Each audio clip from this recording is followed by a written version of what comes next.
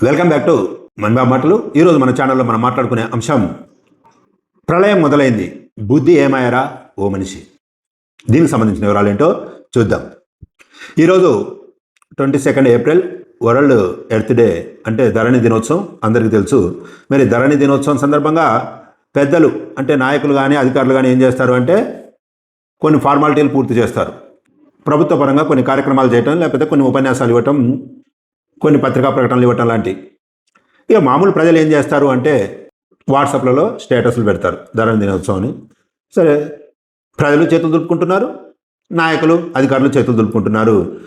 రేపటి నుంచి మళ్ళీ భూమి గురించి పట్టించుకున్న నాదుడే లేడు.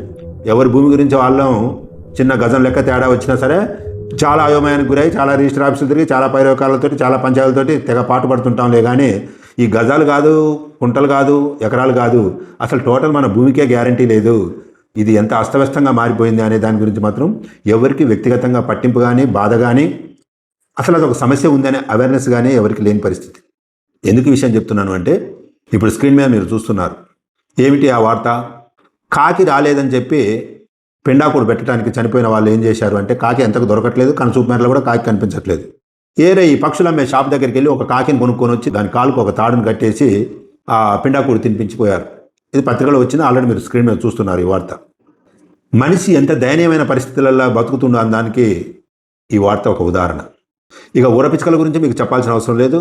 మొత్తం వాటి సంఖ్యలో కేవలం ఇప్పుడు 7% మాత్రమే, కేవలం అది కూడా గ్రామాలలో, మండలాలలో ఉంది.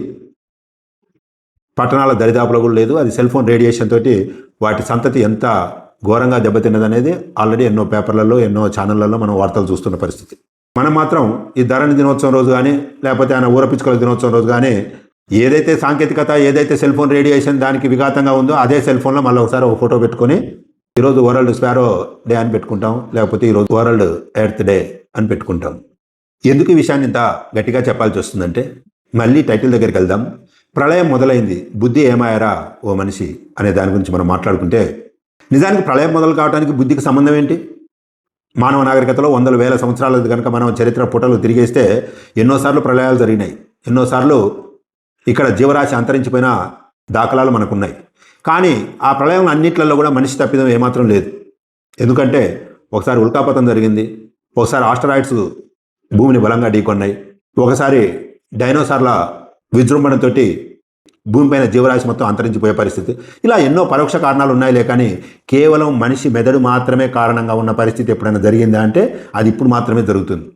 పొద్దున లేస్తే మనం మనుషులు చేసే పని ఏమిటి అంటే చెట్లను కొట్టడం, గుట్టలను తీసేయటం, కొండల్ని తవ్వటం, అడవుల్ని నాశనం చేయటం, కొత్త వెంచర్లు పెట్టుకుంటూ, కొత్త విస్తరణ చేసుకుంటూ, డెవలప్మెంట్స్ అని చేసుకుంటూ పోయే ప్రగతి.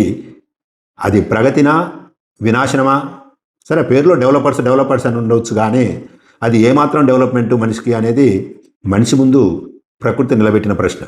చిన్న చిన్న కొండలు గుట్టలే కాదు, ఎంతవరకు వచ్చింది మన స్వార్థం అంటే పర్వతాలు, ఆరావళి పర్వతాలకు కూడా ఇప్పుడు గతి లేని పరిస్థితి, అవి కూడా అంతరించిపోతున్న పరిస్థితి. ఇక్కడ పాపికొండలు అనేది రూపురేఖలే మారుతున్న పరిస్థితి. చిన్న విషయం దగ్గర నుంచి కూడా పెద్ద విషయం వరకు, కనీసం ఈ కరెంటు డిపార్ట్మెంట్ వాళ్ళకు, మున్సిపాలిటీ వాళ్ళ వరకు ఎందుకు సమన్వయం ఉండదో మనకు తెలియలే, కానీ కరెక్ట్గా తీగల కిందనే చెట్లు పెడతారు. అవి కాస్త పెరగంగానే వాళ్లకు చెట్లకు మధ్యన ఏదో పాత ఫ్యాక్షనిస్ట్ గొడవలు ఉన్నట్టుగానో, ఏదో భూమి తగాదాలు ఉన్నట్టుగానో మళ్ళీ చెట్టును మొదటి వరకు కొడతారు. ఏదో కొమ్మల్ని సరి చేయటం కూడా కాదు, వ్యక్తిగత పగ చెట్లతోటి వీళ్ళకు ఉన్నంత ఘోరంగా చెట్లను కొట్టేసి ఆడ పెడుతున్నారు. ఏ పేపర్లో ఏ వడదెబ్బ సూచనలు మనిషిని ఆదుకోలేస్తాయి, ఏ ఫ్రిడ్జ్లు, ఏ ఏసీలు మనిషిని ఆదుకోలేస్తాయి. మనం ఆల్రెడీ చూస్తూనే ఉంటున్నాం. గత సంవత్సరము లాస్ ఏంజల్స్లో, కాలిఫోర్నియాలో వందల వేల ఎకరాల అడవులు కార్చితుల్లాగా తగలబడిపోయినాయి. నిత్యం ప్రపంచంలో ఎక్కడో ఒక దగ్గర పచ్చని అడవులు కాలిపోతున్న పరిస్థితి. ఈరోజు ఇక్కడ చెరువు ఉన్నది, లేకపోతే ఈరోజు ఇక్కడ అడవి ఉన్నది అని చెప్తే ఒక 6 నెలల తర్వాత చూస్తే అక్కడ ఒక వెంచర్ ఉంటుంది, అక్కడ ఒక డెవలపర్స్ ఉంటారు. చిన్న చిన్న పక్షులు, కొంగల్ లాంటివి వచ్చేసి కన్ఫ్యూజ్ అయిపోతున్నాయి, అరే ఇక్కడ చెరువు ఉండే కదా ఏమైంది అని చెప్పి. నోరు తెరుచుకొని ఆకాశంలో చూస్తున్న వాటికి అపార్ట్మెంట్లు తప్ప మరో గత్యంతరం లేని పరిస్థితి. వన్యప్రాణులు, మూగజీవాల రోదన అరణ్య రోదన అయిపోతుంది. ఇంకొక వైపు భూమి మీద రసాయనాల వాడకంతో సాయిల్ మొత్తం కూడా దాని యొక్క శక్తిని మొత్తం కోల్పోయి ఉండి ఇంకొక 40-50 పంటల తర్వాత ఈ సాయిల్ దేనికి పనికిరాని ఉత్త మట్టిగానే మిగిలిపోయే పరిస్థితి. అది మట్టే, అది భూమే, కానీ ఏ పంటలు పండని పరిస్థితి అనేది ఎంతోమంది శాస్త్రవేత్తలు హెచ్చరిస్తున్న పరిస్థితి.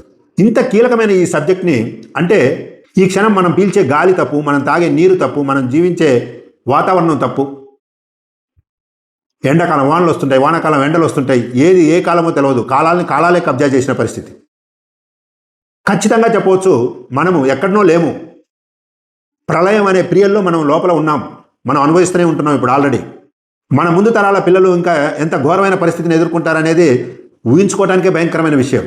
ఎంత చెత్త డిస్కషన్లు, ఎంత చెత్త రాజకీయాలు పేపర్ల నిండా, చర్చల నిండా నడుస్తున్నాయి అంటే ఒక్కరికంటే ఒక్కరికి, పాలకపక్షానికి కానీ ప్రతిపక్షానికి కానీ అధికారులకు కానీ ఎవరికి కూడా ఇదొక సబ్జెక్ట్ ఉంది, దీని మీద అందరం బాధపడాల్సిన అవసరం ఉంది, దీని మీద అందరం అవగాహన పెంచుకోవాల్సిన అవసరం ఉంది, దీని నివారణ చర్యలు చేపట్టాల్సిన అవసరం ఉంది అనేటట్లుగా ఎవరికి లేని పరిస్థితి. మనిషి ఎంత దరిద్రంగా అయిందంటే ఈ ఎండలు పాడుగాని ఇప్పుడు ఇట్లా వస్తున్నాయిందండి. నువ్వు చెట్లను కొట్టినప్పుడు ప్రకృతి నిన్ను అన్నదా ఈ మనిషి పాడుగానని? వరదలు వచ్చి, భూకంపాలు వచ్చి, పోయినసారి ఒకసారి కేరళలో మొత్తం కూడా ఇట్లా వస్తే అయ్యో పాపం అన్న పరిస్థితి.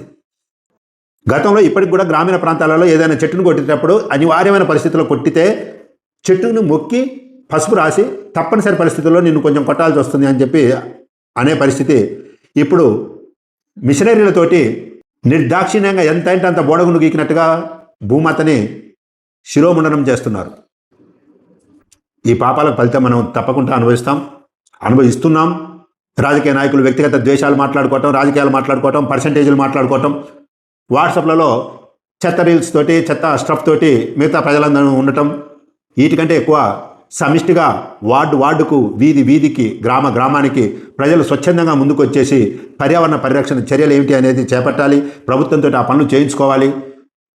ఒక్క చెట్టు ఒక్క కొమ్మను కొడుతున్నా సరే అత్యవసరమైతే తప్ప చెట్టు జోలికి మనం పోకుండా ఉండాలి. అట్లాంటప్పుడే ప్రకృతిని మనం కాపాడుకున్న వాళ్ళం అయితే కానీ, లేదంటే చెప్తే ఈ ప్రళయంలో సమిధలు కావటం ఖాయం. మీ వంతుగా ఆ దిశలో మీరు కూడా కృషి చేస్తారని ఆశిస్తున్నాను. Thank you for watching. మరో ఆసక్తికరమైన అంశంతో మళ్ళీ మీ ముందుకు వస్తాను.